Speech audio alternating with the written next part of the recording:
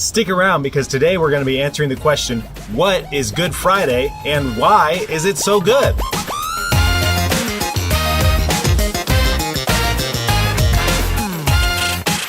Hey, what's up everybody? I'm Josiah Douglas and guess what day it is? It's Friday, and that means it's Freebie Friday. Every week on Freebie Friday, I get rid of the scriptures, I get rid of the Bible, get rid of the plan, and I just talk about what I think I should talk about on Friday. And today is an even more impressive special Friday because today is Good Friday. And so we're going to be answering the question, what is Good Friday and why is it so good? If you've never seen one of my videos before, I do biblical inspiration and motivation here on YouTube 5 days a week. Every Friday is a Freebie Friday like this, but Monday through Thursday, it's a quick little Bible study that we can do together. So if you haven't yet, hit subscribe and we can do this every day. First off, let's answer the question, what is Good Friday? If you don't know, Good Friday is a holiday that Christians celebrate. In fact, if you ask me, it's the most important holiday of the entire year, the most important holiday in a Christian's life. Why? Well, let's go back to the first Good Friday. First, Good Friday is about Jesus. Jesus went to the Garden of Gethsemane. Gethsemane. You can figure out how to pronounce it better than I can. He went to the garden and he was praying, and one of his disciples, Judas, had betrayed him. And Judas came up out of nowhere with a bunch of Roman guards. And he said, this is the guy. And he came up and he kissed Jesus. And it wasn't just a normal kiss because Judas had gone to the Romans and said, I'm going to betray Jesus to you guys. He's going to be the person that I go up to and I kiss. As soon as he kissed Jesus, the Roman guards, they came and they took Jesus and they took him away. And Judas and all of Jesus' other disciples, the ones who didn't betray him, they left because, what are they going to do? They're not going to stand up to the Romans, right? So Jesus was taken before a couple of different leaders, Roman leaders, and they didn't know what to do with him because the Israelites, they kept saying that Jesus needed to be crucified. He needed to be punished. But the leaders, they couldn't figure out what Jesus had done wrong. And so one of the leaders, Pilate, he said, okay, every year, this time of year, what we do is I release one of the Jewish prisoners to the Jews, and here's what we're going to do. Do you guys want me to release Jesus, who hasn't done anything wrong, and there's no reason or evidence against him that he should be put to death or crucified or punished in any way, or should I release to you guys this guy, Barabbas, who killed a bunch of people and did all these horrible things and basically was the worst Jew that they had in prison at that time? And the crowd said, give us Barabbas, give us Barabbas. And Pilate, he said, are you sure? Jesus hasn't done anything wrong. He hasn't hurt anybody. He hasn't done anything that deserves any kind of punishment. Or there's Barabbas, who, as you know, is one of the worst guys there is. Do you want me to release Jesus, or do you want me to release Barabbas? And they yelled again, we want Barabbas, give us Barabbas. And so he asked a third time, he said, Jesus or Barabbas? And they said, give us Barabbas, give us Barabbas. And he said, well, what do you want me to do to Jesus? And they said, crucify him, crucify him. And they're yelling louder and louder, the crowd of Jews saying, crucify Jesus, crucify Jesus. And so Pilate says, okay, I'll give you Barabbas, the worst guy in prison right now. And he gives them Barabbas, and he takes Jesus, and he says, okay, we're going to crucify him. But before they crucify him, what they do is they go and they beat him. They beat him with a whip called a cat of nine tails. Cat of nine tails, it's a whip that has 9 different strands on it, leather straps. And on the ends of these straps, they take hooks and pieces of broken bone and pieces of glass and anything sharp, and they tie it into these. And what they do is they take Jesus, they strip him completely naked, nothing, not a loincloth, nothing to cover himself. So he's ashamed in front of all these people, this crowd, and they tie him to a post. They take this cat of nine tails and they beat him with it. In fact, what they do is there's 2 different people standing there, 2 different Romans standing there with the cat of nine tails each, and one beats him pulls it out, this glass and hooks, they grab into his flesh and they rip away his flesh as they're whipping him. And as he pulls away, the other guy, he takes his cat o' nine tails, his whip, and he beats him as well. And so Jesus is getting beaten.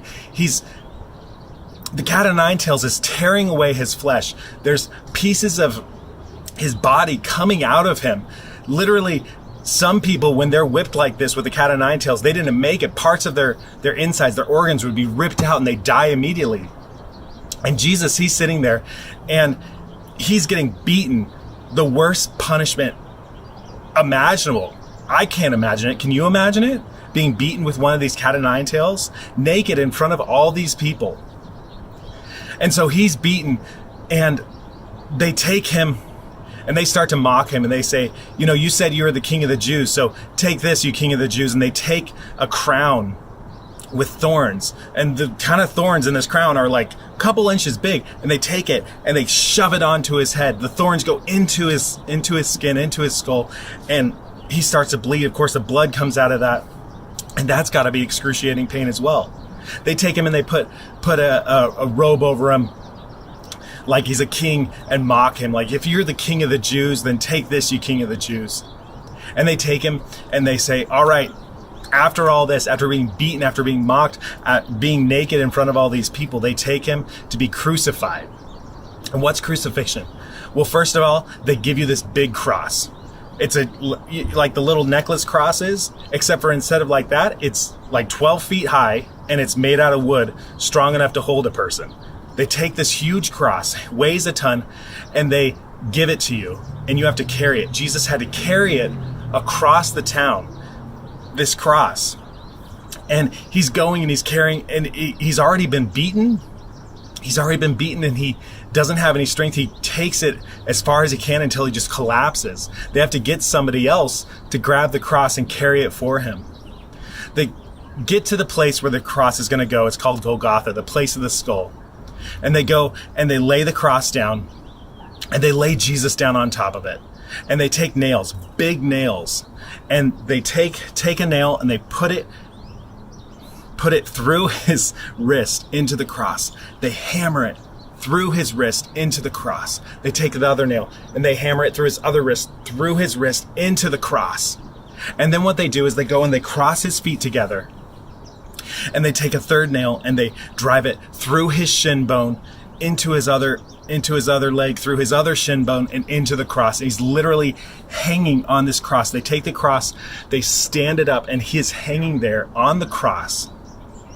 Nails through his wrists, nails through his shins, after being beaten with the cat o' nine tails, the worst way to be beaten ever.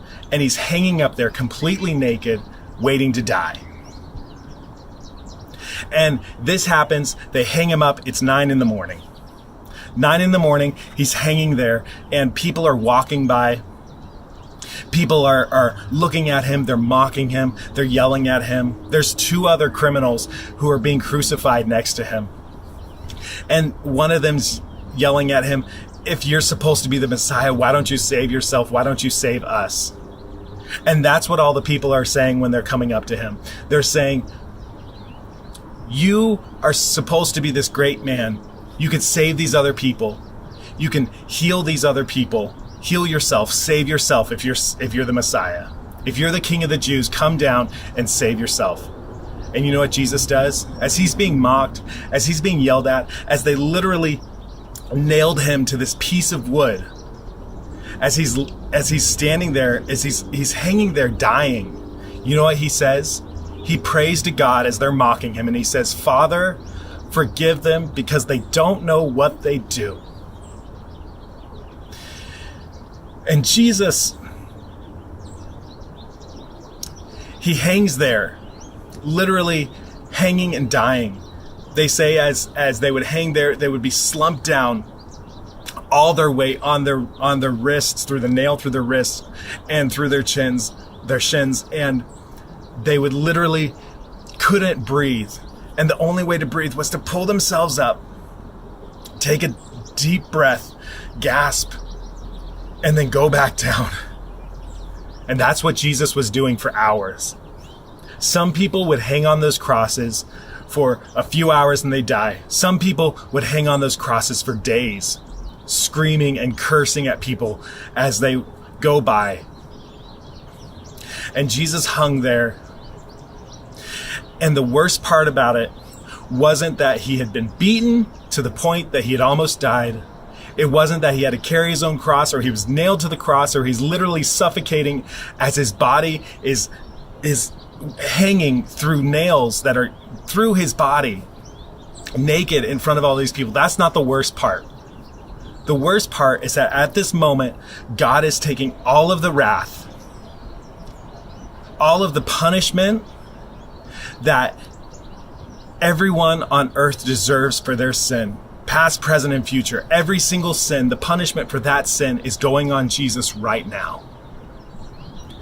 And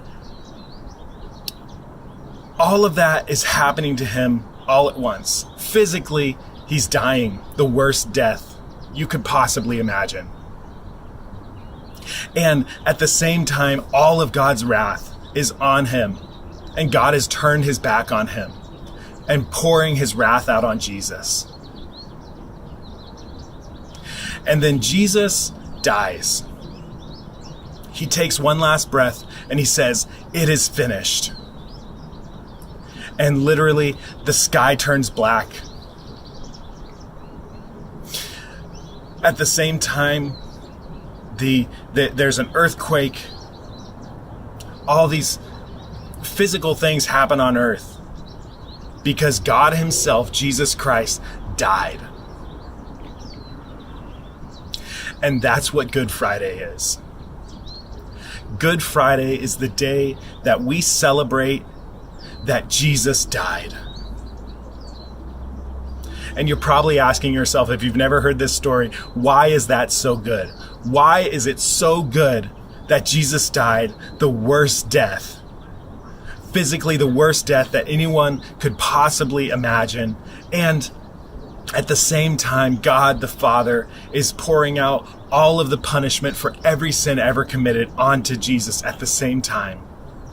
Why is it so good that Jesus died? And this is why Good Friday is so good. Because at that moment, when God was pouring all of his wrath onto Jesus, and Jesus was taking the punishment for every sin ever committed, the reason it's so good is because at that moment, the punishment for your sin and the punishment for my sin was put on Jesus instead of on me and instead of on you. And what that means is that instead of having to take the punishment that I deserve and go to hell for all eternity, Jesus took that punishment for me. And instead of having to take the punishment that you deserve and go to hell for all eternity, Jesus took that punishment for you. And that's why it's so good. That's why Good Friday is so good, because Jesus sacrificed himself so that you and I can not have to deal with the punishment that we deserve and instead go to heaven and spend eternity with God. At the moment that the sky was turning black and the earth was quaking, another thing happened. In the temple where the Israelites would come and they would bring a sacrifice to God every year to pay for their sins, to cover up their sins, the veil, the curtain that, if you read the Old Testament, was really thick. It was a thick curtain. The curtain that was separating the outside of God's presence and the inside of the most holy of holies, the place that only the priest could go once a year, was torn in half. Somebody didn't go in there and tear it. Nothing physical happened to tear it. And there's no way they could if you read about how thick this curtain was. The veil was torn in half, torn in two. And the reason is because when Jesus paid for our sin, the barrier between us and God was broken. And we're able to go in and to be with God right now, anytime you want, but for all eternity in heaven. So Good Friday is the worst thing that could possibly happen to a person, but the absolute best thing that could ever happen to you and me. And that's why Good Friday is so good. And the best part is that Jesus didn't just die. A few days later, on Easter, in a couple days, we're going to be celebrating Easter. And you know what Easter's about? Easter is about Jesus coming back to life. He didn't just die for our sins. He proved that he was God himself by raising himself up from the dead and coming back to life in a glorified body, not a spiritual body, not a spirit, not some metaphor, but really came back to life in a real body with real holes in his wrists, real holes in his shin. The flesh on his back really still ripped away from those cat o' nine tails. A hole in his side where they stabbed him on the cross. All of that's still there and still on his body today and for all eternity because of Good Friday and because of the good thing that he did for you and me.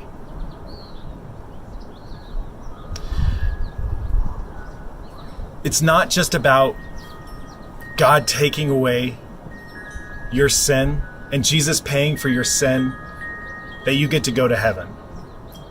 You have to accept that gift for yourself. Today, on this Good Friday, I plead with you, if you haven't yet, come to Jesus and accepted his payment for your sin, you need to do it right now. You need to go to God. You need to pray the best prayer that you know how to pray and say, Jesus, I accept your payment for my sin. And I pray that you would help me to be a Christian and to live like you. And then you need to find a church to go to. Find a local church where you live and go and tell them that you saw this video and you prayed that prayer and ask them what you need to do next. And I believe that if you do that, your life is going to be changed. Not just for today, not just for when you're living here on earth, but your life is going to be changed eternally. And that's what Good Friday is all about. And that's why Good Friday is so good. Thank you. If you made it this far in the video, I know it's a longer one than usual. Thank you for watching. This one's important to me. I hope it's important to you too. If you like this video, leave a comment below about Good Friday. Hit the like button. And go out and tell somebody else about Good Friday. Tell somebody else about Jesus and what he did for us on the cross on Good Friday and why it's good for you. Thanks, guys. I'll see you on Monday.